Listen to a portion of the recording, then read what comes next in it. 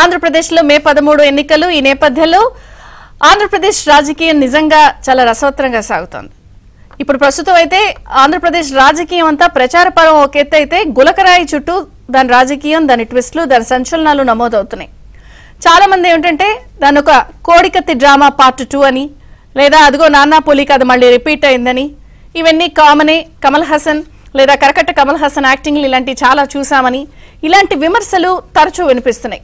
ఏదైతే రాష్ట్ర వ్యాప్తంగా ఎంతో సంచలనం కలిగించిన ఆంధ్రప్రదేశ్ సీఎం జగన్మోహన్ రెడ్డి గారిపై జరిగినటువంటి ఈ దాడి అంశం విషయంలో ప్రస్తుతం జరుగుతున్నటువంటి విచారణ, లేకపోతే దాని విషయంలో జరుగుతున్న పరిణామాలన్నీ కూడా ఒక గులకరాయి, అనేక ట్విస్టులు, సంచలనాలుగా జరుగుతోందా అంటే అవుననే సమాధానమే వినిపిస్తోంది. ఎందుకంటే ఇప్పటికే ఈ కేసులో కొంతమందిని అదుపులోకి తీసుకున్నారు. వాళ్లలో A1గా వేముల సతీష్ ని కోర్టులో హాజరుపరిచారు నిందితుడిగా. A2గా వేముల దుర్గారావుని అరెస్ట్ చేశారు, కానీ ఇంకా ప్రొడ్యూస్ చేయలేదు. సో ఈ విషయంలో ఏం జరుగుతోంది, ఎందుకు ఇంకా ప్రొడ్యూస్ చేయలేదు అన్న విషయంలో ఒక అనుమానాస్పదంగా చర్చ నడుస్తోంది. మొత్తంగా అయితే ఈ కేసులో సతీష్ అనే యువకుడిని ఎప్పుడైతే పోలీసులు అరెస్ట్ చేశారో దాని చుట్టూ కూడా అనేక అంశాలు, అనేక విషయాలు చర్చ ప్రారంభమయ్యాయి. ఎందుకంటే ఒక్కసారి అసలు ఏం జరిగింది 13వ తేదీ నుంచి ఇప్పటి వరకు కూడా ఒకసారి స్మాల్ గా మనం రీక్యాప్ చేసుకుంటే, ఒకసారి మొత్తం ఆ జరిగిన ఘటనలన్నీ కూడా క్రోనాలజికల్ గా మనం ఒక్కసారి గమనిస్తే, 13వ తేదీన ఆంధ్రప్రదేశ్ ముఖ్యమంత్రి గారు మేమంతా సిద్ధం బస్ యాత్రలో విజయవాడలోని తూర్పు సెంట్రల్ నియోజకవర్గాల్లో ర్యాలీగా బస్సులో బయలుదేరి వెళ్లారు. సో సాయంత్రం సుమారు 7-8 ప్రాంతం మధ్యలో ఒక్కసారిగా గులకరాయి దాడి జరిగింది. ప్రజల్లోంచి వేగంగా ఒక్కసారి దాడి జరిగింది. అది ఆయన ఇక్కడ కనుబొమ్మ పైన ప్రాంతంలో గీసుకుంటూ పక్కనున్న వెల్లంపల్లి గారికి తగిలి కింద పడి ఆ గుడ్డుకు తగిలిందనేది వచ్చిన అంశం. దీంతో ఇది పూర్తి స్థాయిలో ఒక్కసారిగా సంచలనంగా అయితే మారింది. దాని తర్వాత జరిగిన పరిణామాలు చూసాం. అసలు ఒకరి మీద ఒకళ్ళు ఆరోపణలు చేసుకున్నారు. అయితే దాడి జరిగిన ఘటన కొన్ని నిమిషాలకే ముఖ్యమంత్రి గారి వారి మాధ్యమాల్లో కానీ, వారి పత్రికల్లో కానీ, లేకపోతే వారికి సంబంధించిన టీవీల్లో కానీ ఇది చంద్రబాబు నాయుడు గారు చేయించారంటూ టకటక ప్రెస్ మీట్లు పెట్టేయడం, దానికి సంబంధించిన రియాక్షన్స్ వచ్చేయడం, సజ్జల గారు మాట్లాడడం, అంబటి రాంబాబు ఇలా ఒకరి తర్వాత ఒకరు చాలా వేగంగా పోస్టర్లు దగ్ధం, ఇలా ఇంత జరిగింది. అనేక రకాల అనుమానాలు, సందేహాలు. కరెంట్ ఎందుకు పోయింది, పోలీసులు ఎందుకు యాక్టివ్గా లేరు, పలానా వాళ్ళే ఎలా చేశారని ఎలా తెలిసింది, క్యాట్ బాల్ అన్నారు, ఎయిర్ గన్ అన్నారు, ఇలా రకరకాలుగా చర్చ నడిచింది. ఒక 6 రోజుల తర్వాత విజయవాడ పోలీస్ కమిషనర్ కాంతిరాణ టాటా మీడియాకు అనేక విషయాలు, సంచలన విషయాలు చేశారు. ఆ వీడియోలు, లేకపోతే అక్కడ జరిగినటువంటి దాడి ఘటన తర్వాత ఒక 100 వీడియోలు పరిశీలించి మొత్తానికైతే ఒక 6గురిని అదుపులోకి తీసుకున్నారు. అది కూడా సింగనగర్లోని వడ్డెర కాలనీకి సంబంధించిన కొంత దళిత కుటుంబాలకి సంబంధించిన వాళ్ళని అదుపులోకి తీసుకోవడం మనం చూసాం. అందులో A1గా వేముల సతీష్ అనే కుర్రాడిని ఇతనే చేశాడు నిందితుడు అంటూ అతను అదుపులోకి తీసుకున్నారు. అలాగే A2 దుర్గారావు, ఇతను టీడీపీ సింపథైజర్, కొంత బోండా ఉమా అనుచరుడు కాబట్టి ఇందులో బోండా ఉమా గారి చుట్టూతూ కూడా సెంట్రల్ నియోజకవర్గానికి సంబంధించి రాజకీయం చేస్తూ ఆయనకు ఆపాదించే ప్రయత్నం అధికార పార్టీ చేస్తోంది. వాళ్ళకి సంబంధించిన ప్రెస్ మీట్లన్నీ చూస్తున్నాం. అయితే A1, A2 పెట్టిన ఈ కుటుంబీకులు మాత్రం ఇది పూర్తి స్థాయిలో మరొక కోడికత్తి డ్రామా. గతంలో జనపల్లి శ్రీనివాస్ని ఇరికించారు, ఇప్పుడు మమ్మల్ని ఇలా చేస్తారా, కేవలం ఒక 350 రూపాయలు, 200 నుంచి 350 రూపాయల మధ్యలో ఇస్తానంటే వెళ్లారు, అంతకుమించి మాకేం తెలీదు, ఇది కావాలనే మమ్మల్ని ఇరికించి మా జీవితాలు నాశనం చేస్తున్నారని నెత్తి నోరు బాదుకుంటూ ఆ కుటుంబాలకు సంబంధించిన ఆడవాళ్లు కానీ, ఆ తల్లి కానీ రోడ్డు మీదకి వచ్చి రోధిస్తున్న దృశ్యాలైతే హృదయ విదారకంగా ఉన్నాయి. అలాగే వడ్డెర కాలనీ మొత్తం కూడా భయోత్పాతంలోకి వెళ్ళిపోయిందన్న చర్చ. చాలా మంది అక్కడున్న కుటుంబాలు మళ్ళీ మనల్ని ఏం చేస్తారో, విచారణలు అంటారో, లేకపోతే మనల్ని కూడా ఇరికించే ప్రయత్నం చేస్తారో అంటూ ఒక భయోత్పాతానికి లోనయ్యి వాళ్ళు కూడా ఇతర ప్రాంతాలకు వలసలిపోయిపోతున్న పరిస్థితి చూస్తున్నాం. మొత్తానికైతే పోలీస్ కమిషనర్ కాంతిరాణ టాటా గారు ఇలా జరిగిందని చెప్పారు, మొత్తానికి చెప్పారు. అయితే దీని విషయంలో కూడా ఆరోపణలు లేదా ప్రత్యారోపణలు వినిపిస్తున్నాయి. అసలు ముఖ్యమంత్రి గారి పత్రికలో వచ్చిన అంశాలనే as it is charge sheet లో పొందుపరిచి రిమాండ్ రిపోర్ట్ కింద కోర్టుకి సబ్మిట్ చేస్తారు. అసలు ఇదెక్కడ అన్యాయం అంటూ కూడా విమర్శలు వినిపిస్తున్న పరిస్థితి మనం చూస్తున్నాం. అయితే ఇక్కడ అనేక విషయాలు చర్చకు వస్తున్నాయి. అదేమిటంటే ఒకటి ఘటన జరిగిన దగ్గర నుంచి ఇప్పుడు ఆ కోర్టులో నిందితుల్ని ప్రొడ్యూస్ చేసి తీసుకొచ్చేంత వరకు కూడా జరిగిన ఘటనలపై అనుమానాలు లేకపోతే తతంగం అయితే ఇది పూర్తి స్థాయిలో రాజకీయ రంగు పులుముకోవడం అనేది మరొక ట్విస్ట్ గా చెప్పొచ్చు. అంటే ఒక రకంగా ప్రతిపక్షాలని టార్గెట్ గా చేసుకుని ఆయా అభ్యర్థుల్ని ఎవరైతే యాక్టివ్ గా ఉన్నారో లేదా వాళ్ళు ఆ నియోజకవర్గాల్లో గెలుస్తారని అనుకుంటున్న వాళ్ళు ఉన్నారో వాళ్ళపై కేసులు పెట్టి వాళ్ళని కొంత ప్రచారానికి దూరం చేసే ఒక వ్యూహం కూడా అనేది ఒకటి. రెండు, గత ఎన్నికల్లో కోడికత్తి డ్రామా లాగా ఈ అంశాన్ని కూడా మరొక కోడికత్తి డ్రామా పార్ట్ 2గా దాన్ని క్యాష్ చేసుకునే ప్రయత్నం అధికార పార్టీ చేస్తోంది అనేది ఒక చర్చ.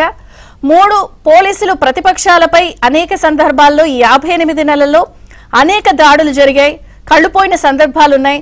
మరి ప్రతిపక్షాల మీద జరిగినటువంటి దాడుల విషయంలో పోలీసులు ప్రదర్శించిన తీరుకి ఇప్పుడు అధికార పార్టీ ముఖ్యమంత్రి గారిపై జరిగినటువంటి దాడికి కూడా పోలీసుల తీరు అత్యుత్సాహంపై వ్యవహరిస్తున్న తీరుపై విమర్శలు వస్తున్నాయి. అలాగే ఎందుకు ఈ స్థాయిలో ఒక దళిత కుటుంబానికి సంబంధించిన వాళ్ళని ఇరికిస్తున్నారు అన్న చర్చ ప్రారంభమైంది. వాళ్ళ కుటుంబీకులు ఎందుకు రోడ్డు మీదకి వచ్చి అలా బాధపడుతున్నారు, వాళ్ళ ఆక్రోశాన్ని ఆవేదనని కూడా ఎవరు ఎందుకు అడ్రస్ చేయటం లేదు, ప్రతిపక్షాల మీదకి నెట్టే ప్రయత్నం ఎందుకు జరుగుతుంది, ఎందుకు ఇన్ని రకాల ట్విస్టులు అన్ని కూడా మనం చర్చ. Welcome back. మొత్తానికి రాయి దాడి జరిగిన ఘటనలో నిందితుల్ని అరెస్ట్ చేశారు, వారికి 14 రోజుల రిమాండ్ విధించారు. అలాగే police commissioner, Vijayawada police commissioner కూడా పత్రికా ప్రకటన ద్వారా అసలు ఈ కేసును ఎలా ఛేదించాం ఇవన్నీ కూడా సమగ్రంగా వివరణ ఇచ్చిన నేపథ్యంలో ఇప్పటికీ కూడా ఎందుకు ఈ స్థాయిలో ట్విస్టులు విమర్శలు వస్తున్నాయి, ఆఖరికి నిందితుడు మైనరా మేజరా, చేశాడా చేయించాడా అన్న చర్చ కూడా ఎందుకు వస్తుంది చర్చిద్దాం. మనతో పాటు జాయిన్ అయ్యారు ప్రముఖ రాజకీయ విశ్లేషకులు అర్చుమిల్ శ్రీనివాస్ గారు, ఏపీ టీడీపీ నుంచి సాహెబ్ గారు, జనసేన నుంచి అడ్వకేట్ రజనీ గారు. నమస్తే అండి, అందరికీ స్వాగతం. అర్చుమిల్ గారు, మీతో ప్రారంభిస్తాను. సో అనేక విషయాలు నేను కోట్ చేశాను, సంచలనాల మీద సంచలనాలు. పోలీస్ కమిషనర్ గారు చాలా డీటెయిల్డ్ గా ఒక పత్రికా ప్రకటన ఇచ్చారు. అంటే దాడి జరిగిన 6 రోజుల తర్వాత అయితే నిందితులను అదుపులోకి తీసుకున్నారు. ఆయన చెప్పారు CCTV footage, cell phone recording analysis, అనుమానితుల విచారణ, టవర్ డంప్ అనాలిసిస్, ప్రత్యక్ష సాక్షుల స్టేట్మెంట్ రికార్డింగ్స్, క్లూస్ టీం బృందాలు, నిఘా బృందాలు, 100 మంది అనుమానితుల్ని చేసి ఒక 6గురిని చేసి అందులో A1 వేముల సతీష్, A2 ప్రేరేపించిన వేముల దుర్గారావు. ఇవన్నీ చూస్తుంటే మీకు అసలు ఏమనిపిస్తోంది? ఇప్పుడు అసలు ఈ మ్యాటర్లోకి వెళ్ళే ముందు మనం ఒక మాట చెప్పాలండి ప్లీజ్. వెనకటికి సూది కోసం సోదికి వెళ్తే అక్రమ వ్యవహారాలన్నీ బయటపడ్డాయంట, అదొకటి. తర్వాత ఎంకి పెళ్లి సుబ్బు చావుకు వచ్చిందని ఈ 2 సామెతలు చాలా ప్రాచుర్యంలో ఉన్నాయి. ఈ రెండాటికి వివరణ చెప్తాను ఇప్పుడు. ఎలాగంటే జగన్మోహన్ రెడ్డి గారు ఆయన గాయమైన మాట వాస్తవం. అది రాళ్ల దాడి వల్ల లేకపోతే పూలదండ గీసుకోవడం వల్ల అనేటువంటిది అనుమానాస్పదం, అయోమయం. ఇక్కడ డెఫినెట్గా వాళ్ళు ఏదో ప్లాన్ చేశారు. ఎందుకంటే వాళ్ళు బతుకంతా అబద్ధాలు, అసత్యాలు, శవాలు, సానుభూతి, ఓదార్పులు దీని మీద ఆధారపడి ఉంది ఆయన రాజకీయం అంతా. కాబట్టి డెఫినెట్గా వాళ్ళు ఏదో ప్లాన్ చేశారు. దానికంటే ముందే నేనేమనుకుంటున్నానంటే ఆ దండ గీసుకోవడం వల్ల గాయమైంది కాబట్టి ఆపండ్రా బాబు ఇంక మీరేం ప్లాన్ చేయొద్దు అని వాళ్ళు ఆపి దీన్ని నడిపించారు. మరి గాయమైన తర్వాత మీరు దీన్ని దండల వల్ల గాయమైందనేటువంటి పెద్ద సానుభూతి రాదు. నీ పనేటరాంతం పెద్ద దండలు అంటారు. దాన్ని ఇలాగా రాళ్ల దాడి కింద కన్వర్ట్ చేశారు. డెఫినెట్గా అక్కడ 3000 మంది కూడా లేరు. 1200 నుంచి 1500 మంది వరకు పోలీసులే ఉన్నారు వాళ్ళు. అంటే ఒక 2 మనుషులకు ఒక పోలీస్ స్టేషన్ ఉన్నారు అక్కడ. అటువంటిప్పుడు ఎవడో కూడా రాయి విసరలేడు, విసరనెవరో ఆ సాహసం కూడా ఎవడో చేయడు. ఇకపోతే ఆ ఒడ్డరి పిల్లల్ని పట్టుకెళ్ళిపోయారు కదండి, ఎంత అన్యాయం అంటే అది. మైనర్ బాలుడు అసలు న్యాయస్థానంలో ఇమీడియట్గా అతన్ని అరెస్ట్ చేసిన తర్వాత 3 రోజుల తర్వాత కోర్టులో ప్రవేశపెట్టినందుకు ఇమీడియట్గా అతను అరెస్ట్ చేసిన మొత్తం అందరినీ కూడా డిస్మిస్ చేయాలి. బాలల హక్కులకు సంబంధించిన వాళ్ళు దీన్ని ముందు తీసుకెళ్ళాలి. వాళ్ళని డిస్మిస్ చేయడమే కాకుండా అసలు ఈ గాయమైంది రాళ్ల దాడి జరిగిందని పోలీస్ డిపార్ట్మెంట్ ధృవీకరించిందంటే ఖచ్చితంగా అది భద్రతా వైఫల్యం. కాబట్టి ఎంటైర్ డిపార్ట్మెంట్ అక్కడ బాధ్యులైతే ఎవరైతే ఉన్నారో విజయవాడ నగర కమిషనర్తో సహా అందరినీ కూడా విధుల నుంచి తప్పించి మీరు పని చూసుకుంటారు బాబు అని పక్కకి సస్పెండ్ చేయాలి ముందు. తర్వాత ఈ ఎన్నికలకు సంబంధించి ఎన్నికలు అయిన తర్వాత ఫలితాలు వచ్చిన తర్వాత వాళ్ళు అలాగే దరిదాపులో రానివ్వరు. అప్పటి వరకు వీళ్ళు దూరంగా పెట్టాలి. ఈ 2 మానేసి దొంగ చేతికి తాళాలు ఇచ్చినట్టు వాళ్ళకే విచారణ చెప్పితే ఈ కుర్రోడు సతీష్ లేకపోతే దుర్గారావు వీళ్ళు కాకపోతే ఎవరిని పెడతాడండి? కానీ పోలీస్ కమిషనర్ గారు అతని వయసు సతీష్ కుమార్ ఎట్ సత్తి 18 సంవత్సరాలు అరెస్ట్ చేశాం. 100 మంది అనుమానితుల్ని ప్రత్యక్ష సాక్షులు విచారించాకే ఈ సమాచారం. ఆ కాంక్రీట్ రాయి పెట్టి కొట్టారు. ఏమండి, మన దేశంలో ఇప్పుడు వ్యక్తి గుర్తింపు ఆధార్ కార్డు ఆధారంగా కుర్రోడు మైనర్, అంతే సింపుల్. మీరు ప్రతిదానికి ఆధార్ కార్డే కదా, మిగతాదంతా అనవసరం. ప్రాథమికంగా అసలు ముందు వాళ్ళే election commission, state election commission ఇమీడియట్గా వాళ్ళ విధుల నుంచి తప్పించాలి కదా. ఇప్పుడు ఒక ముఖ్యమంత్రి ఆపద్ధర్మం అయినా సరే, ఇప్పుడు ఓడగొట్టిన మంచం కూడా ఆధారపడేం కదా, మూల జారేసుకుంటాం కదా. అలాగే ఆపద్ధర్మం ముఖ్యమంత్రి అయినా సరే ఆయన మీద దాడి జరిగిందని వాళ్ళు క్లెయిమ్ చేస్తున్నారు కాబట్టి ఇమీడియట్గా భద్రతా వైఫల్యం కింద అక్కడ ఆ భద్రతకి బాధ్యత వహించవలసిన వాళ్ళందరినీ సస్పెండ్ చేయాలి ఫస్ట్. వాళ్ళు తీసుకోవాల్సిన చర్య అది. అంతేగాని ఎవరికి చూడదామా, ఎవరికి అప్పు చెప్దామా అన్నారు. దీంట్లో మరి సోదికి వెళ్తే రొంకెలా బయటపడింది అనేటువంటిది నేను ఎందుకు చెప్పానంటే, ఇక్కడ కూటమిలో 2 పార్టీలు బాగా స్పందించినాయి. ఒక పార్టీ చాలా సానుభూతి చూపించింది, అసలు మాట్లాడలేదు. ఇది అనుమానం. కేంద్ర ఎన్నికల కమిషన్ కానీ రాష్ట్ర ఎన్నికల కమిషన్ కానీ ఉదాసీనంగా ఉన్నారు. ఇటీవల కాలంలో చీఫ్ సెక్రటరీ కానీ విజయవాడ కమిషనర్ కానీ పోలీస్ బాస్ కానీ వీళ్ళందరి వ్యవహార శైలి మీద అందరికి అనుమానాలు ఉన్నాయి. ఆ అనుమానాలు బాగా బలపడేలాగా ఈ వ్యవహారం కనిపిస్తూ ఉంది. అక్కడ ఒక స్థానిక మాజీ శాసనసభ్యుడిని ఇరికించే కుట్ర కనిపిస్తూ ఉంది. ఇదంతా వీళ్ళ తాలూకు ఉద్దేశం బయటపడతా ఉంది. ఇంకోటి ఏంటంటే, ఇంకిపెళ్లి సుబ్బుచావుకి ఎందుకు వచ్చిందంటే, ఈ రకంగా జగన్మోహన్ రెడ్డి గారు తన పర్యటనలో ఏదోటి కలిపి అంతకుముందు ఏం చేశాడు, ఆయన 6 గంటలకల్లా దుకాణం సర్దుకుని భద్రతా కారణాల వల్ల నేను చీకటి పడింది, నేను ర్యాప్ వాక్ అది చేయలేను అన్నాడు, ఏదో రాక్ స్టార్ లాగా. ఏంటంటే ఇలాంటివన్నీ మానేసి అతను విజయవాడలో బస్సు ఎక్కాల్సిన అవసరం ఏంటండి? పైగా ముఖ్యమంత్రి గారికి భద్రత రీత్యా కరెంటు తీసేమని చెప్తున్నారండి. అసలు కరెంటు తీసేటువంటి ఇంకా వెలుతురు ఉండొచ్చారు, కానీ పైన ఒక ఆయన అంటాడు వైర్లు తగులుతాయి కాబట్టి ఆఫ్ చేసి ఉంటాం. వైర్లు తగ్గితే పైకి ఎక్కడం మానేయాలి, కానీ కరెంటు తీయటం పెట్టండి, నాన్ సెన్స్. ఇదేం రకం ఇది దానాదేనా? ఇప్పుడు నేను ఎందుకు చెప్తున్నానంటే, ఇది జగన్మోహన్ రెడ్డి గారి మీద ఎవరో దాడి చేయలేరు. దాడి చేసే దండుపాలెం బ్యాచ్ అంతా ఆయన వెనకాలే ఉన్నారు. పోలీసులు కూడా వాళ్ళు సహకరిస్తున్నారు, పోలీసుల్లో కూడా ఆ బ్యాచ్ ఉన్నారు. కాబట్టి ఇప్పుడు కుమిలి ఏడుస్తున్నారు కొంతమంది, జగన్మోహన్ రెడ్డి గారికి ఏదో అయిపోద్దేమో ఆయన. ఒకటి నేను వాళ్ళకి జగన్మోహన్ రెడ్డి గారి ప్రేమికులకి, జగన్మోహన్ రెడ్డి గారి అభిమానులకి నేను చెప్పేది ఏంటంటే, మీరు ఎవరో వర్రీ అవ్వద్దు. ఏమైనా చేయగలిగితే, ఏమైనా చేస్తే వాళ్ళు చేయగలరు. మనం గతంలో చూసాం, అక్కడ వాళ్ళ తాలూకు సమీప బంధువుల్ని దుకాణం రిజర్వేషన్లు అక్కడ పైకి పంపించారు. అలాగే ఆయన మీద కోడికత్తి గాయం చేసుకున్నారు. ఇలాంటి కాబట్టి మీరు ఎవరో కూడా వర్రీ అవ్వద్దు, వాళ్ళే పురమాయించుకుంటారో, మీరు కుమ్మిలి ఆడవలసిన అవసరం లేదనేటువంటిది వాళ్ళ విజ్ఞప్తి. ఇంకోటి ముఖ్యమైన విషయం ఏంటంటే, వాళ్ళ నాన్న హయాంలో సత్యంబాబు బలయ్యాడు. అటు బాధితురాలైన ఆయేషా మీరా కూడా న్యాయం జరగల, దారుణంగా హత్య చేయబడిన ఆయేషా మీరా న్యాయం జరగల. ఇటు సత్యంబాబుకి న్యాయం జరగల. ఎవరో ఒక న్యాయమూర్తి ధర్మం 4 పాదాల మీద నడిచింది ఆ క్షణం, కాబట్టి అతను బయటపడ్డాడు. కోడికత్తి శ్రీని గారు, అతను 5 సంవత్సరాల పాటు జైల్లో మగ్గిపోయాడు. కనీసం అతను సానుభూతి కోడికత్తి విషయంలో ఇతను ఎంత బెనిఫిట్ పొందాడు కదా ఈయన. పైగా గాయాన్ని ట్రీట్మెంట్ చేసినోడు కూడా బహుమతి వచ్చేసింది. ఇలాంటి కనీసం అతను సాక్ష్యం చెప్పి అతను విడుదల చేయించే దయాగుణం లేనివాడి గురించి మీరు ఇంత కుమ్మిలి ఆడవద్దు.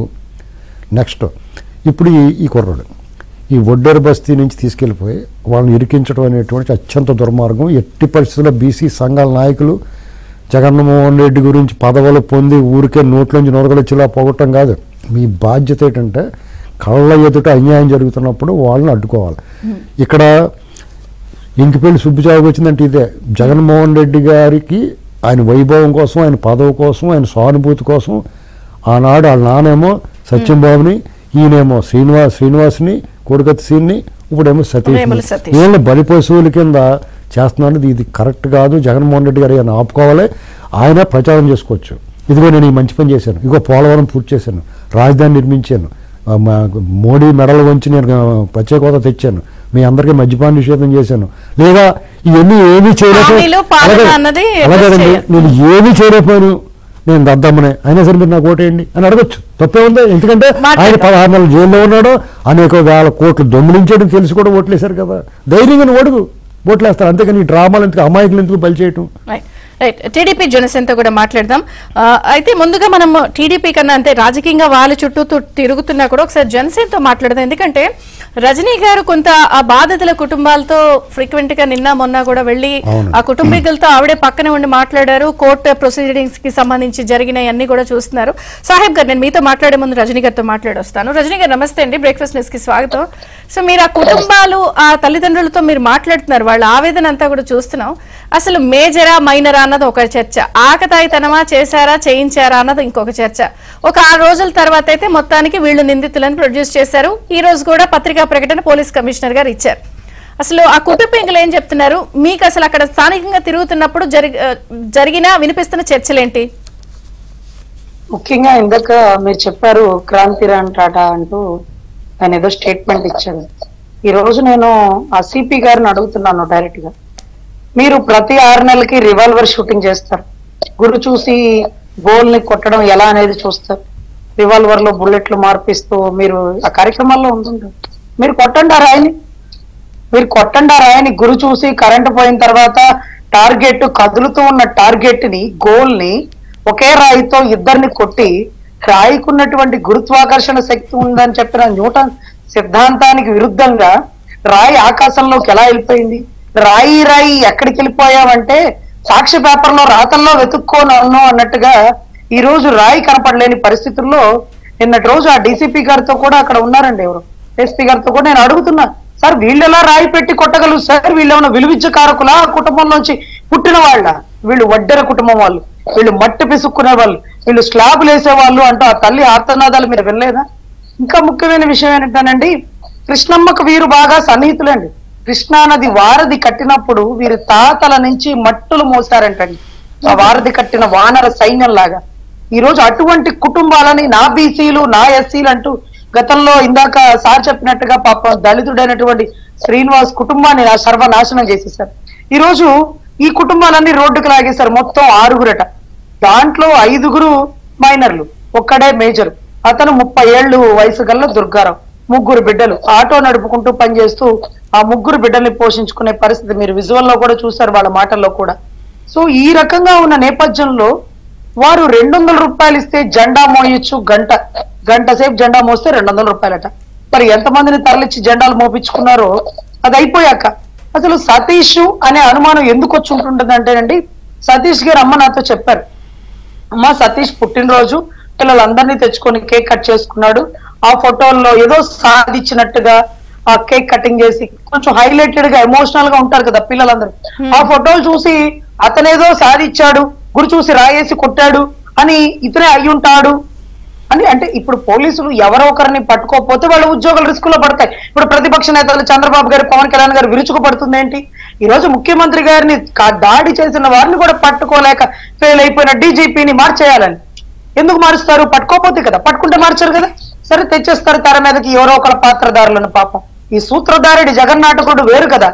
సో ఈ 6గురులో 4 మైనర్లండి. ఇప్పుడు ఎవరైతే సతీష్ అన్నాడో నిన్నటి రోజు వాళ్ళ అమ్మగారు చెప్పిన నేపథ్యంలో అదే రోజు పుట్టినరోజు అన్నారు కాబట్టి బహుశా 18 వచ్చిందో 17 వచ్చిందో నాకైతే తెలియదండి. పుట్టినరోజు రోజే తీసుకెళ్లిపోయారమ్మా నా బిడ్డని, 200 రూపాయలు జెండా మోస్తానన్నారమ్మా, మేము మట్టి పిసుక్కునే వాళ్ళమమ్మా, మా బిడ్డకు వచ్చే కష్టాలు కాదమ్మా అంటూ ఆ తల్లి మాట్లాడింది కూడా నేను విజువలైజేషన్ చేసి మీడియా వాళ్ళకి పంపించానండి.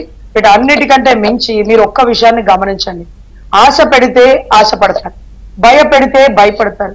ఆశకి భయానికి ఊగిసలాడే బ్రతుకులు పేద ప్రజలండి.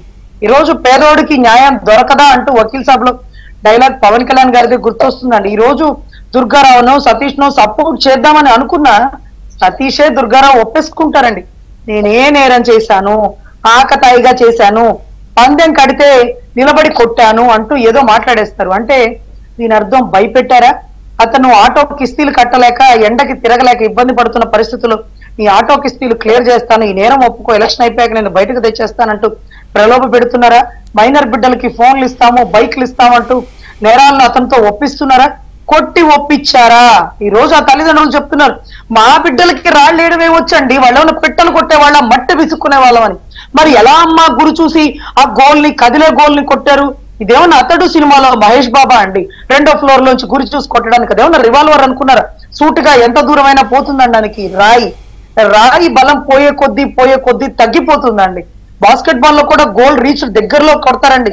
ఎంత దూరంగా క్రికెట్ బాల్ లో కూడా పవర్ వచ్చినప్పుడు దగ్గరలో ఉన్నప్పుడు పరిగెట్టుకుంటూ వెళ్ళే కొడతాడండి. అక్కడి నుంచి విసిరేస్తే గోల్ కొట్టడానికి అంత గొప్ప వీరుడు ఈ రాష్ట్రంలో కాదండి, భారతదేశంలో లేడు.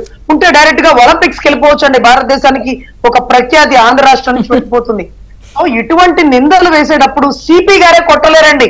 నేను ఓపెన్ ఛాలెంజ్ సిపి గారు, మీకు ఓపెన్ ఛాలెంజ్, మీరు కొట్టండి కదిలే గోల్ ని, ఒకే రాయితో 2 తలకాయ బాగా కొట్టండి, చూద్దాం మీ వల్ల అవుతుంది. అది కూడా గాయపడకుండా, కన్ను పోకుండా, అంతంత దెబ్బగా. ఈ రోజు కంటి నొప్పితో కంటికి స్టిక్కర్ వేసుకుని రజనీ గారు మీ మీద కూడా కేసు పెట్టారేమో, ఎందుకంటే మీరు ప్రేరేపిస్తున్నారని. ఆల్రెడీ ఇప్పుడు దొరికారు సతీష్ ప్రేరేపించాడన్న కేసు. మీరు కొట్టండి అంటే మీరు ప్రేరేపణ అనేసి కేసు వేసేస్తారేమో. ఒక చిన్న విషయం అండి, నేను భవానీపురంలో క్యాన్వాయ్లో తిరుగుతున్నానండి, ఏదైతే సుజనా చౌదరి గారి దగ్గర. నేను ఆ రోజు అడిగానండి, ఇక్కడ నుంచి సింగనగర్ ఎంత దూరం అని. మేడం ఇక్కడికి దగ్గరేనండి. అరే బాబు ఇక్కడికి దగ్గర అయితే ఏమో గురి చూసి ఇలా రజనీ కొట్టుంటదని నా మీద కూడా పెట్టేస్తారు సార్. నేను దరిద్రానికి ఇక్కడే తిరుగుతున్నాను, ఆయన అక్కడున్నాడు, నేను ఇక్కడున్నాను, క్యాన్వాయ్ మధ్యలో ఏమైనా గురి చూసి కొట్టానంటారేమో, నేను అతడు సినిమాలో మహేష్ బాబుని కాదండి అంటూ ఆ టైంలోనే భయపడ్డానండి. బట్ నా అదృష్టం అది నా దగ్గరికి రాకుండా పాపం బోండా గారి వైపు వెళ్ళిపోయింది. బోండా గారు అంతర్గలంగా ఎదుర్కోగలుగుతారులేండి, ఆయనకు కూడా ఏమీ తీసుకోరు. సో ఇటువంటి విషయాల్లో ఎవరొకరి మీద నిందేసేయడం, బురద జల్లే అలవాటు ఉన్నటువంటి గౌరవ ముఖ్యమంత్రి వర్యులు బురద జల్లితే జల్లుకోండి. కానీ పోలీసులు మేము ఇంత పరిశీలించాము, 100 CCTV ఫుటేజ్లు పరిశీలించాము, లేకపోతే దాన్ని ఏమంటారు clues team, phone recording analysis, tower dump analysis, ప్రత్యక్ష సాక్షులు, అంటే మీరు కూడా అడ్వకేటే కాబట్టి ఈ టెర్మినాలజీ చెప్తున్నాను. అంటే నేను అనేది 2 చోట్ల స్పాట్ పెట్టారు, డాబా కొట్ల దగ్గర ఒక దగ్గర, అక్కడ మిస్ అయితే నెక్స్ట్ ఇక్కడ. అసలు మీరు ఆ కుటుంబీకులతో ఏం చెప్తున్నారండి? అసలు వాళ్ళు ఎగ్జాక్ట్ గా వాళ్ళు మాట్లాడినప్పుడు ఏం మాట్లాడుతున్నారు? మేడం అసలు ఈ ఘటన జరిగిన 3 రోజుల తర్వాత వీళ్ళని ఇంటి దగ్గర నిద్రపోతున్న వాళ్ళని, టీ స్టాల్లో టీ తాగుతున్న వాళ్ళని తీసుకెళ్లిపోయారు. ఒకవేళ వీళ్ళే నేరం చేస్తే పిల్లలు కదండి పారిపోతారు. నేను దిశ ఎన్కౌంటర్ కేసు చేశాను విజయ చంద్రిక గారు, మీకు తెలుసు.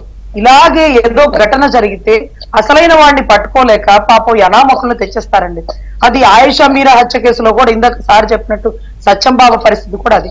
ఇంకొకటి ఏంటంటే 2 చోట్ల టార్గెట్ పెట్టారు అన్నారు. 2 చోట్ల టార్గెట్ పెట్టి ఆడియో రికార్డింగ్ అన్నారండి. నాకు తెలిసి సతీష్ ఆ రోజు కొంతమంది ఫ్రెండ్స్ కి ఫోన్ చేసి, అరే ఇవాళ పార్టీ చేసుకుందాం వచ్చేసి ఆయన రా అని ఉంటాడు. పార్టీ అంటే దేనికి? పుట్టినరోజు పార్టీ. ఆ ముక్కని కట్ చేసి పార్టీ అంటాడు. పార్టీ అంటే ఎందుకు? అరే నేను జగన్మోహన్ రెడ్డిని గురి చూసి రాయితో కొట్టాను రా, నేను దీనికోసం 2 నెలలు ట్రైనింగ్ అయ్యాను రా, ఢిల్లీలో కోచింగ్ అయ్యాను రా అని చెప్పడండి. ఇదేదో అంత తేలిగ్గా గురి చూసి రాయి కొట్టడానికి ఇది మీ వల్ల నా వల్ల పాపం సిపి గారి వల్ల కూడా సాధ్యం కాని పరిస్థితి అండి. పాపం నెట్టడం అయితే నెట్టేశారు. కానీ ఆ తల్లిదండ్రులు చెప్తున్నారు 200 రూపాయలు జెండా మోయడానికంటే వెళ్ళారమ్మా, నా పిల్లలకి వాటికి సంబంధమే లేదు, ఇంటెన్షన్ గా లాగేశారు ఆ కేసులో. కానీ దరిద్రం ఏంటంటే వాళ్లే నేరాన్ని ఒప్పుకుంటే ఇక మనమేం చేయాలి? ఒక వ్యక్తి తనంతటి తాను నేరం ఒప్పుకున్నప్పటికీ అది నేరంగా పరిగణించబడదు. ఆధారాలు తీసుకురావాలి. ఏం ఆధారాలు తీసుకొస్తారు? సతీష్ పార్టీ చేసుకున్నాను రమ్మన్నాడు అంటే సతీష్ టార్గెట్ రీచ్ అయ్యాడు. ఏం టార్గెట్? పుట్టినరోజు వాడిని. వాడు డేట్ ఆఫ్ బర్త్ సర్టిఫికేట్ చూసుకోండి, వాళ్ళ అమ్మగారిని అడగండి, ఆ చుట్టూ పరిసర ప్రాంతాల్లో కేక్ కటింగ్ చూడండి. పుట్టినరోజు అనే పాప అతను పార్టీకి రమ్మన్నాడు, కానీ గోల్ కుట్టాడని పార్టీకి రమ్మలేదండి. గోల్ ఇవాళ కాదు, ఒక 10 రోజుల తర్వాత మీరు ట్రైనింగ్ ఇచ్చిన గోల్ కొట్టలేరండి. అది ఆ గోల్ కొట్టగలిగిన ఆ అంబటి రాయుడు క్రికెట్ ప్లేయర్ ఉన్నారు చూడండి, అతన్ని అడగమనండి బాల్ అలా వేసి కొట్టగలుగుతాడా, లేకపోతే రివాల్వర్ షూటింగ్ లో టాప్ పోస్ట్ లో తీసుకురామనండి. కదులుతున్న గోల్ ని అంత మందిలో 2 గురి చూసి ఎలా కొట్టగలుగుతారు అడగండి. అసలు హత్యాయత్నం is not applicable, madam. Attempt to murder section is not applicable in that particular case. వాళ్ళ మీద పర్సనల్ గడ్జ్ ఏం లేదు. జగన్మోహన్ రెడ్డి గారి ఈ కుటుంబంలో ఎవరిని ఇబ్బంది పెట్టిన పరిస్థితి లేదు. జగన్మోహన్ రెడ్డి గారిని కొడితే ఈయనకి పేమెంట్ ఇచ్చేలాగా గతంలో ఏదో గంటకోటల కేసులో 30 కోట్ల పేమెంట్ లాగా ఏం లేదు. ఎవరో దగ్గరుండి చెప్పించడానికి అంత సమర్థత గల వ్యక్తులు కాదు. అదేదో మహేష్ బాబు ఒక సినిమాలో అడుగుతారు కదా, నువ్వెవరో నాకు ఒకసారి కనిపించు అంటే రివాల్వర్ ని చూడాలనుకో తప్పులేదు, బుల్లెట్ ని చూడాలనుకోవద్దు అంటారు కదా. ఆ మాదిరిగా ఈ రోజు వీళ్ళని పురమాయించడానికి వీళ్ళంత శక్తి సామర్థ్యాలు కాదండి. ఒకవేళ ప్రత్యర్థులు ఏమన్నా చంపించాలన్న ప్రయత్నం చేసినా దానికి తగ్గ పైలు వాళ్ళు ఎవరన్నా తీసుకొచ్చి రెండో ఫ్లోర్ లో మనం అదేంటది డబ్బింగ్ సినిమాలు చూసినా కూడా ఇంత సబ్జెక్ట్ దొరకదండి. అంటే 6 రోజులుగా బయటపడిన అనేక అంశాలన్నీ కూడా ఈ చార్జ్ షీట్ లో ఉన్నాయి కదా. మీరు ఒక అడ్వకేట్ కదా, మీకు ఏమనిపిస్తుంది ఈ చార్జ్ షీట్ లో అంశాలు చూస్తే? ఈ చార్జ్ షీట్ లో అంశాలు లేకపోతే అక్కడ ఉన్న పోలీస్ ఆఫీసర్లు అందరూ సస్పెండ్ అయిపోతారు మేడం ఇమీడియట్ గా. ముఖ్యమంత్రి మీద ఘటన చేస్తున్నప్పుడు గాడిదలు కాస్తున్నారు అంటారని 3 రోజులు టైం అయిపోయింది. ఎవరో ఒకళ్ళని పట్టుకోవాలి కాబట్టి పట్టుకొని తీసుకొచ్చి వీళ్ళే ఒప్పుకున్నారు, వీళ్ళే సూటిగా కొట్టారు. 2 చోట్ల టార్గెట్లు పెట్టారు, ఒక చోట మిస్ అయింది, 2వ చోట కొట్టాము అంటే చుట్టూ ఉన్న ఎన్ఎస్జే కమాండర్లు, ఆక్టోపస్ సంబంధించిన ప్రోటోకాల్ విభాగం ఏం చేస్తుంది, పాపం డీజీపీ ఏం చేస్తున్నాడు, అజిత్ సింగ్ నగర్ సిఐలు, డిఎస్పీలు తదితర బంధుమిత్రులు అందరూ ఏం చేస్తున్నారు? ఆ గోల్ ఏంటో వీళ్ళిద్దరికే కొట్టి అవతలవాడికి రీచ్ అవ్వలేదు. కేసునేని నాని గారు కూడా టప్ అనే శబ్దం వచ్చిందట. మరి ఆయనకేంటో అంత పెద్ద దండోరాలో టప్ అనే శబ్దం ఎందుకు వచ్చింది? ఇంకొకటి ఏంటంటే కరెంటు ఎప్పుడు ర్యాలీ జరుగుతున్నప్పుడు ఆపరండి. ఒకసారి మీరు గమనిస్తే వైజాగ్ ఘటనలో పవన్ కళ్యాణ్ గారు వెళ్ళేటప్పుడు కరెంట్ ఆపేశారంటే పాపం అభిమానులందరికీ కోపం వచ్చి ఫోన్ లైట్లు ఆన్ చేసి పెట్టారండి. ఆ లైట్లతో ర్యాలీ జరిగింది, మీకు గుర్తుందో లేదో. అప్పుడు మేము ప్రతిఘటించాం, ర్యాలీ జరుగుతున్నప్పుడు కరెంట్ ఎలా ఆపుతారు అంటే, ర్యాలీ జరిగిన ప్రతిసారి కరెంట్ ఆపుతారు అంటే మాకు తెలియదండి. ఎవడో పోయేవాడు పోతుంటే వాళ్ళ కోసం మా కరెంట్ ఆపితే మా పనులన్నీ ఆగిపోవండి.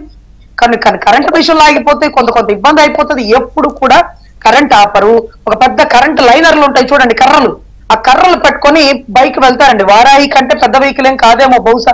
పోనీ వారాహి వెహికల్ అప్పుడు కూడా కరెంట్ ఆపితే పబ్లిక్ ఊరుకోదండి, కరెంట్ ఆఫీసర్లు ఊరుకోరండి, వాళ్ళు ఉద్యోగం. కరెంట్ ఆగింది, నిందితులు దొరికారు, రాయ్ వచ్చి టీడీపీ వాకిట్లో ఆగింది. ఒక టీడీపీ నుంచి సాహిబ్ గారు ఉన్నారు. సాహిబ్ గారు నమస్తే, బ్రేక్ఫాస్ట్ న్యూస్ కి స్వాగతం. సో మొత్తం రాయ్ దాడి ఘటన పరిణామాలు, నిందితుల అరెస్టు, ఛార్జ్ షీటు, రిమాండో 14 రోజులు, పోలీస్ కమిషనర్ గారి పత్రికా ప్రకటన. రాయ్ మాత్రం మీ వాకిట్లోనే ఉంది, మీ దగ్గరే ఆగుతుంది. అది వచ్చి ఏం చేస్తారు, ఏం చెప్తారు? విజయ్ చంద్ర గారు అమరికి, అదేవిధంగా ప్యానెల్ లో ఉన్నటువంటి సీనియర్ అనలిస్ట్ శ్రీనివాసరావు గారికి, మన మేడం రజనీ గారికి, ఏబైన వీక్షకులందరికీ కూడా నమస్కారాలండి. ఇప్పుడు పిల్లి కాశీ యాత్ర చేసిందని అంటా ఉంటారు. అలాగే జగన్మోహన్ రెడ్డి గారి మీద రాయి దాడి జరగటం. అసలు ఈ రోజు డిబేట్ లో మాత్రం ఇన్ని సామెతలు ఒక్క గులకరాయికి వస్తుందండ. సూదిలో సోద ఆయన, కాశీ యాత్ర మీరు, ఆవిడ అతడి డైలాగులు, అమ్మో చెప్పండి అసలు. కానీ అన్ని సింక్ అవుతున్నాయి. ఇక్కడ నేను ఏమంటానంటే, జగన్మోహన్ రెడ్డి గారికి రాక్షస మనస్తత్వం ఉందంటానికి ఉదాహరణ చెప్పుకోవాలండి. గతంలో ఎలక్షన్ లో రాబోయేటప్పుడు 2019లో గొడ్డలిపోటు, కోడికత్తి, అక్కడ కూడా బాబాయి రక్తం చిందించాడు, తన రక్తం చిందించాడు. ఇప్పుడు అంటే అతనికి సెంటిమెంట్ అధికారంలో రావటానికి ఏదో ఒక ఆ ఎరుపు రంగు చూపియాలి అతను. కాబట్టి విజయవాడలో కూడా మరి గులకరాయి 2.0 వర్షన్ 0.5 అని తీసుకొస్తున్నారు కదా, ఆ 0.5 వర్షన్ కూడా తీసుకొచ్చారండి. ఇక్కడ కావాలనే దురుద్దేశంతో 900 మంది పోలీసులు పహారా అండి, 7 అంచెల భద్రతలో ఉన్నారు. పైపెచ్చు ఆ సింగనగర్ లో 2 రోడ్లను కూడా బ్లాక్ చేసేసారంట. కావాలనే దురుద్దేశంతో కరెంట్ తీసేయటం అంటే, వాళ్ళ నాయకులు కూడా అసలు ఏం జరిగిందో తెలియక ముందులే ప్లక్ కార్డులు తీసుకొచ్చేసేసి చంద్రబాబు నాయుడు గారు రాయి విసిరేపించారని చెప్పి ప్లక్ కార్డు ప్రదర్శించారు. వాళ్ళ నాయకులు ప్రెస్ మీట్లు పెడతాం. దీంతో పాటు మరి అది రాయో లేకపోతే బుల్లెట్టో తెలియదు, అది జగన్మోహన్ రెడ్డి గారిని తగిలి మళ్ళీ వెల్లంపల్లిని కంటి మీద తగిలింది. ఈయనకేమో చిన్న ప్లాస్టర్ వేసుకుంటే ఆయన మాత్రం పెద్ద దాదాపు 10 అంగుళాలు గుడ్డ కట్టుకొని తిరుగుతున్నాడు మొక్కానికి. మీరు పాత సినిమాల్లో రౌడీలు ఉంటారు కదండి, ఒక్కండికి గుడ్డ కట్టుకొని తిరగటం, ఆ విధంగా వెల్లంపల్లి తిరుగుతున్నాడు. అంటే దీంట్లో కూడా అసలు ఈ కీలకమైనటువంటి అంశాలు ఏంటంటే, నిన్న జరిగినటువంటి కేసులో అసలు ఆ గులకరాయి దొరికిందా, జగన్మోహన్ రెడ్డి మీద వేసినటువంటి గులకరాయి దొరికిందా? మీ చంద్రబాబు గారు కూడా, మీ అధినేత కూడా అదే అడుగుతున్నారు, వేర్ ఇస్ దట్ రాయ్ అని. ఇక్కడ ఈ పారామీటర్స్ అసలు గులకరాయిని పోలీసులు ఎందుకు గుర్తించలేకపోయారండి? దాంతో పాటు సీఎం పై దాడి జరిగినప్పుడు ఆయుధాన్ని గుర్తించాలి కదండి, అది గుర్తిస్తేనే దాని ప్రకారం సెక్షన్లు పెడతారు. కానీ ఇక్కడ అది ఏమీ జరగలేదు. దీంతో పాటు 4 మైనర్లని అరెస్ట్ చేశారు. వాస్తవంగా ఇందాక మన అనలిస్ట్ చెప్పుకుంటా వచ్చారు, ఏదైతే బాలల హక్కులు వాళ్ళని హరించటమేనని చెప్పి. ఖచ్చితంగా దీనితో పాటు అసలు సతీష్ అనే వ్యక్తిని అరెస్ట్ చేయబోతున్నట్టు సాక్షికి 2 రోజుల ముందులో ఎలా తెలుసండి? ఇది ప్రీ ప్లాన్ అండి. సాక్షిలో వేముల సతీష్ అనే వ్యక్తిని అరెస్ట్ చేస్తున్నారని చెప్పి వాళ్ళు ముందులే పేపర్లో వేసేసుకున్నారు, ఒక స్టోరీ కూడా రాసేశారు. దీంతో పాటు అసలు వేముల దుర్గారావు అనే వ్యక్తిని పోలీసులు ఎందుకు అదుపులో తీసుకున్నారు? సానుభూతి పరుడట, మీ ఇప్పుడు బోండా ఉమా గారి ఆఫీస్ లో పనిచేస్తున్నారట, ప్రేరేపించాడట, ఇవంతా కూడా మీరే ప్రీ ప్లాన్ అనేది సజ్జల గారు గాని, అధికార పార్టీ నాయకులు గాని మీరు చెప్తున్న పేపర్ గాని ఆరోపణలు కథనాలు. అవునండి, గులకరాయో ఏ రాయి తగిలిందో మరి తెలియనటువంటి పరిస్థితుల్లో వాళ్ళందరూ ప్రెస్ మీట్లు పెట్టి ప్లకార్డులు ప్రదర్శించారు కాబట్టి ఏదో ఒక విధంగా వీళ్ళని ఆ కేసు వీళ్ళ వాకిట్లో వేయాలి, తెలుగుదేశం పార్టీ వాళ్ళే చేపించారనేటట్టు ప్రచారాలు చేయాలని చెప్పి ఆ దురుద్దేశంలోనే ఈ దుర్గారావు అనేటువంటి వ్యక్తిని నిన్న వాళ్ళ కస్టడీలోకి తీసుకోవడం జరిగింది. దీంతో పాటు అతను ఏంటంటే మా బీసీ నాయకుడు కూడా అతను ప్రధానంగా చెప్పుకోవాలంటే మా బీసీ సంఘ నాయకులు అందరూ కూడా నిన్న వెళ్ళి మా గురుమూర్తి గారు వాళ్ళందరూ కూడా అక్కడ ధర్నా చేశారు. అంటే ఇక్కడ కోర్టులో కూడా కొన్ని కీలకమైనటువంటి విషయాలు జరిగాయండి. కోర్టులో న్యాయవాది ముందుకు వెళ్ళినప్పుడు కూడా సలీం గారు ఈ బాధితుడి తరఫున మరి వకల్తా పుచ్చుకున్నారు. ఆయన కూడా అక్కడ ఉన్నటువంటి జడ్జి గారితో లేదండి మీరు ఆధార్లో ఇతను వయసు పరిగణలోకి తీసుకోండి అన్నప్పుడు తీసుకుందాం అని చెప్పి అన్నారంట. కానీ అక్కడ మరి ఆయనకి ఎంత ప్రెజర్ ఉందో, గతంలో చంద్రబాబు నాయుడు గారిని అరెస్ట్ చేసినప్పుడు కూడా మరి ఆ రోజు జడ్జి కూడా ప్రెజర్ తో ఎట్టబడితే అట్లా నిర్ణయాలు తీసుకున్నారు కదా. నేను ఏమంటానంటే మీరు సెక్షన్లు అవన్నీ పెట్టేటప్పుడు అరే సామాన్యులు బడుగు బలహీన వర్గాల పిల్లల్ని ఎందుకు బలి చేస్తారు జగన్మోహన్ రెడ్డి గారు? అంటే మీ యొక్క రాజకీయ లబ్ధి కోసం మా మైనారిటీలని మా ఎస్సీ ఎస్టీ బీసీ సోదరులను బలి చేస్తారా? మీరు చూడండి, అతను బయటకు వచ్చినప్పుడల్లా నానా అని గగ్గోలు పెడతా ఉంటాడు. అంతా బూటకం. ప్రజలు తెలుసుకోవాల్సినటువంటి అంశం ఏంటంటే అతను రాజకీయ లబ్ధి కోసం ఎందాకైనా కానీ చేస్తాడండి. ఎందుకంటే ఆఫ్టర్ ఆల్ బాబాయ్ లెక్క కాదు. అక్కడ ఇంకో విషయం, బాబాయ్ హత్య గురించి మాట్లాడకండి, కోర్టు చెప్పింది కదా దాని గురించి ప్రస్తావించద్దని, దాన్ని వదిలేద్దాం. నేనేమంటానంటే ప్రస్తావన వచ్చింది కాబట్టి చెబుతున్నా. ఈ విధంగా మీరు మమ్మల్ని బలి చేసుకుంటే వస్తే ఏమొచ్చిందండి మీకు? జగన్మోహన్ రెడ్డి గారు మీరు అధికార దాహం తీర్చుకోవడానికి మమ్మల్ని పణంగా పెడితే అట్లా. దీంతో సలీం అనేటువంటి ఆ న్యాయవాది గారు కూడా కీలకంగా ఏమండి వాళ్ళు మైనర్ బాలులండి, వాళ్ళని మీరు కనికరించనని కూడా ప్రాధాయపడినా కానీ మరి లేదు, 14 రోజులు రిమాండ్ వేసేసి అతను నెల్లూరు సెంట్రల్ జైలుకు పంపించారు. అలాగే ఈ వేముల దుర్గారావు గారిని ఆయన్ని కూడా మరి వాళ్ళ కస్టడీలోకి తీసుకొని ఏదో ఒక విధంగా వాళ్ళని హింసించో కొట్టో ఏదో ఒక విధంగా మేమే చేశాము దాడి అని చెప్పి వాళ్ళ చేత అనిపించడానికి పోలీసులు తీవ్ర ప్రయత్నం చేస్తున్నారనేది చాలా మంది అక్కడ న్యాయవాదులు అనుకుంటున్నారు నిన్న. అదేవిధంగా రిమాండ్ రిపోర్ట్ లో సతీష్ గురించి కూడా కొన్ని కీలకమైనటువంటి అంశాలు నిన్న రిమాండ్ రిపోర్ట్ లో పెట్టారండి. ఇతను సీసీ ఫుటేజ్ ఆధారంగా అక్కడ రెక్కి నిర్వహించి దాదాపు 100 మందిని విచారించారంటండి. వీళ్ళు 100 మందిని విచారించి సీసీ ఫుటేజ్లు తీసుకొని అసలు అట్ట కాదండి, అక్కడ కరెంట్ లేకపోతే సీసీ ఫుటేజ్లు ఎట్లా ఐడెంటిఫై చేస్తారండి? దాదాపు ముఖ్యమంత్రి గారి సభలో అక్కడ దాదాపు నాకు తెలిసి ఒక 20 అడుగులు దూరం ఉండిద్దండి ఆ చుట్టుపక్కల మొత్తం. దాంతో పాటు మధ్య మధ్యలో పోలీసులే ఉండాలి ఆ వలయం మొత్తంలో కూడా. చిమ్మ చీకటి, ఏ విధంగా ఐడెంటిఫై చేస్తారండి? పైపెచ్చు ఒక రాయి రాయి రాయి అని 100 సార్లు చెప్పుకుంటా వస్తున్నారు. అసలు ఇందాక మా సోదరు అన్నట్టు ఆ రాయే గురి చూసి కొట్టేవాడైతే ఒలింపిక్స్ పంపించచ్చు అతన్ని. సతీష్ ని ఒలింపిక్స్ పంపిస్తే భారతదేశం గర్వించదగ్గ క్రీడాకారుడు అవుతాడు కదండి. అంటే ఇటువంటి కట్టు కథలు ఈ వైకాపా పార్టీ వాళ్ళు.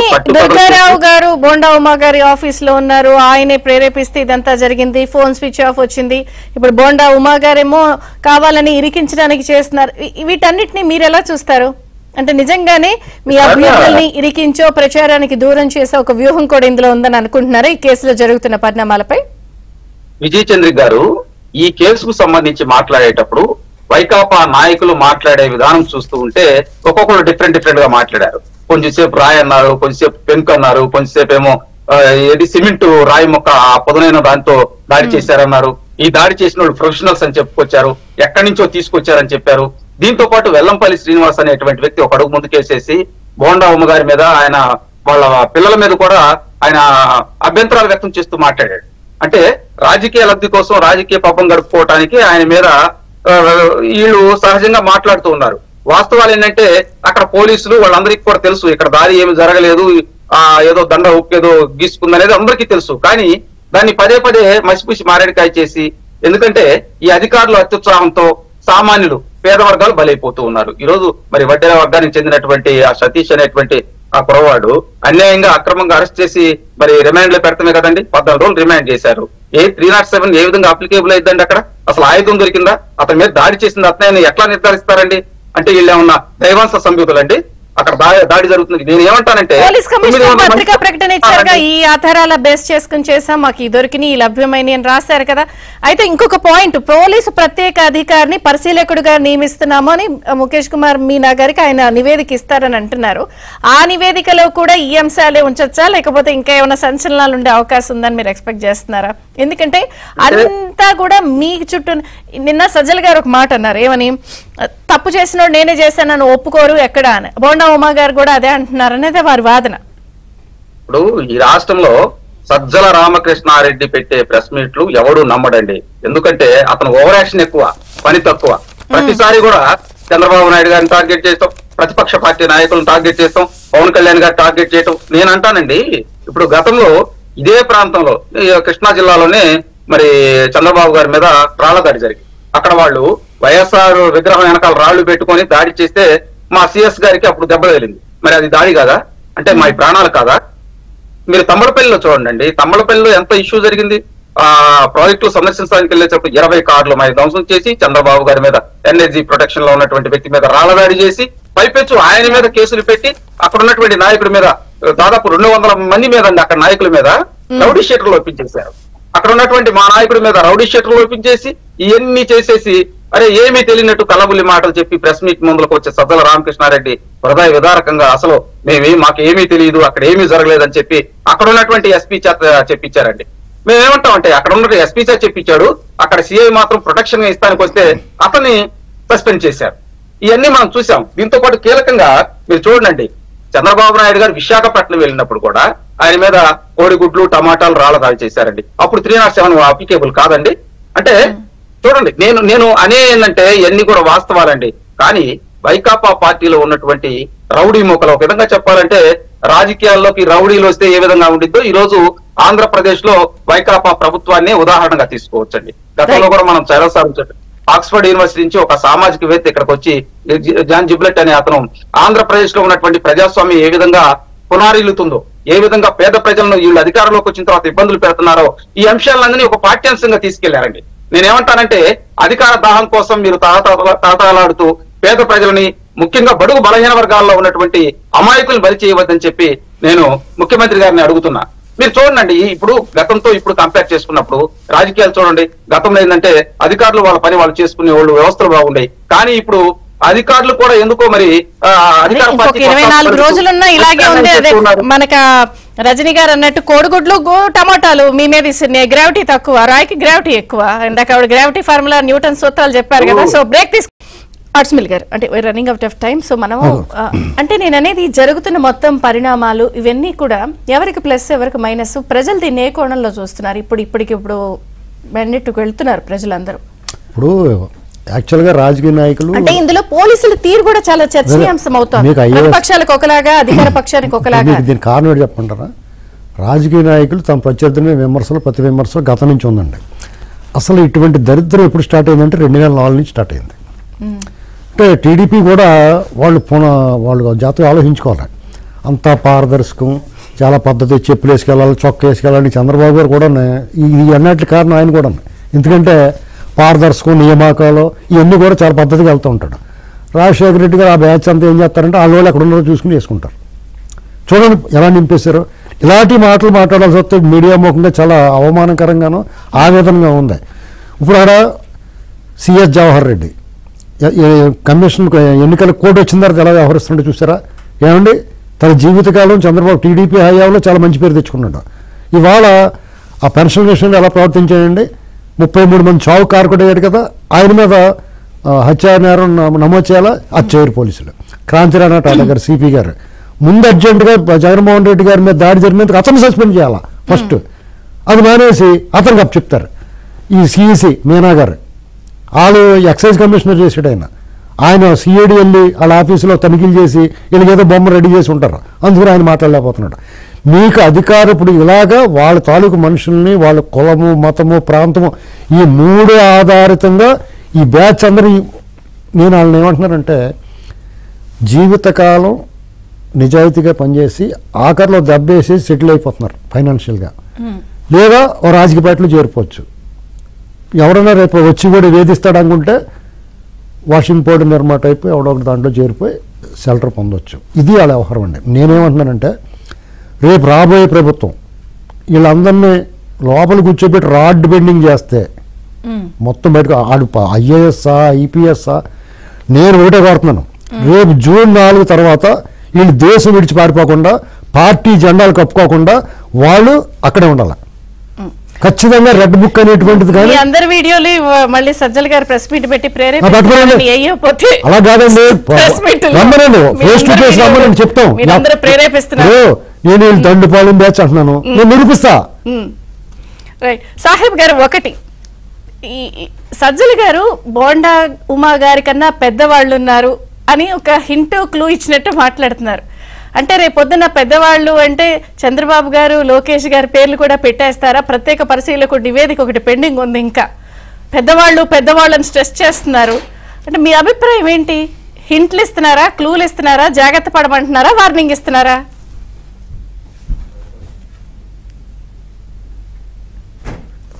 మ్యూట్ ఉన్నట్టున్నారు.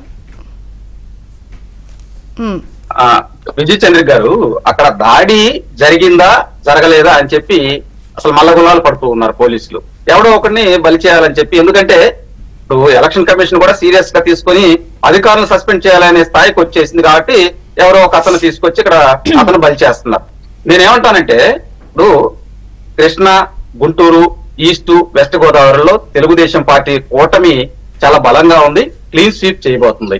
మీరు రాజకీయ కోణంలోనే ఇక్కడ ఏదో ఒక అలజడి సృష్టించేసి సానుభూతి పొందాలని చెప్పి వాళ్ళ ప్లాన్ అండి. ఇదే కాదు, ఇంకా ప్లాన్స్ కూడా ఉన్నాయని కొంతమంది విశ్లేషకులు అంటున్నారు. ఇంకా ప్లాన్స్ కూడా అవునండి, చర్చ జరిగిన ప్లాన్స్ అవి అంటే వాళ్ళ స్కెచ్లు ఎలా ఉంటాయంటే రక్తం కళ చూడాలి కాబట్టి ముఖ్యమంత్రి గారికి ఈసారి గట్టిగా ఏదైనా తగిలి చేస్తారా, లేకపోతే ఇంకెవరినైనా బలి తీసుకుంటారా అనేది వాళ్ళ మాస్టర్ ప్లాన్ లో ఉందని చెప్పి విశ్లేషకుల అభిప్రాయం. దీంతో పాటు ప్రధానంగా మీరు చూడండి, అంటే నేను అడుగుతున్నా, పెద్దవాళ్ళు అని స్ట్రెస్ చేస్తున్నారు అంటే మీ అధినేత లేకపోతే మీ యువనేత నారా లోకేష్ దానికి ఏమైనా రంగం సిద్ధమవుతుందని మీరు అనుకుంటున్నారా? పెద్దవాళ్ళు అంటున్నారు. అవునండి, అతను అనేది ఏంది, చంద్రబాబు నాయుడు గారి మీదే సూటిగా మాట్లాడుతూ ఉన్నాడు సజ్జల రామకృష్ణారెడ్డి అనేటువంటి వ్యక్తి. అసలు అక్కడ నాలు లేదు, సూలు లేదు, ఏం జరిగిందో ఎవరికి తెలియక ముందలే చంద్రబాబు గారు చేపించారని చెప్పి ప్లక్కార్డులు పెట్టారండి. దాడి జరిగిందని చెప్పి వాళ్ళు నమ్మటానికి 2 నిమిషాల్లో ప్లక్కార్డులు ఎలా వస్తాయండి? పైపెచ్చు ఇదంతా అయిపోయిన తర్వాత ఒక అరగంటలో వెల్లంపల్లి నాటకం, ఆయనకి ఏదో కంటి మీద ఆయనకి తగిలినట్ట ముఖ్యమంత్రి గారికి తగిలి ఈయన కంటి మీద తగిలిందంట. అసలు ఇది ఎక్కడండి? ఎక్కడ కానీ పెంకో రాయో వచ్చి తగిలితే అక్కడ అతను ఎవరైతే వ్యక్తికి తగిలిద్దో ఆ వ్యక్తికి తగిలి అక్కడ పడిపోయింది. ఇది అక్కడ కొత్త సిస్టమ్ ఉంది. డాక్టర్లు కూడా, నాకు తెలిసిన డాక్టర్లు కూడా చాలా మంది అన్నారు, ఇది భలే చేసేదే, ఆ రాయి ఎలా అంటే ఆ రాయికి ఏమన్నా స్వింగ్ అవడానికి ఏమన్నా ఉందా, లేకపోతే ఇది ఏంది అని చెప్పి వాళ్ళు నవ్వుతున్నారండి. అంటే కొంతమంది పోలీస్ ఆఫీసర్లు కూడా బాహ్యంగానే అనుకుంటున్నారంట, అబ్బా ఏమి నాటకం ఆడారా, గతంలో కోడి కత్తి, ఇప్పుడు ఇదొక నాటకం, ఎలాకే సరిపోయిందని చెప్పి అధికారులే నవ్వుకుంటున్నారు. ఇక్కడ నేను అనేది ఏంటంటే, మీరు రాజకీయంగా చూస్తే మీరు చూడండి, కడపలో మన చెప్పిసిరేసాడు ఒక అభిమాని, వాళ్ళ అభిమాని కాబట్టే అతను వదిలేశారా, లేకపోతే రాజకీయ లబ్ధి అక్కడ రాదని చెప్పి వదిలేశారా? రెండో అంశం, మరి ప్రకాశం జిల్లా దర్శిలో ముఖ్యమంత్రి గారు బస్సు యాత్ర చేసేటప్పుడు ముందు ఎక్కువయ్యి వాళ్ళ కార్యకర్త నాకు 350 ఇస్తారన్నారు, 200 రూపాయలు ఇచ్చారని చెప్పి బస్సు అద్దం పగలగొట్టారు. అతని మీద ఎందుకు చర్యలు తీసుకోలేదండి? అంటే ఇటువంటి అంశాలు మీరు చూడండి. కాబట్టి రాజకీయ లబ్ధి కోసం మరి విజయవాడలో నాటకానికి తెరదీశారు ముఖ్యమంత్రి గారు. ఇటువంటి నాటకాలు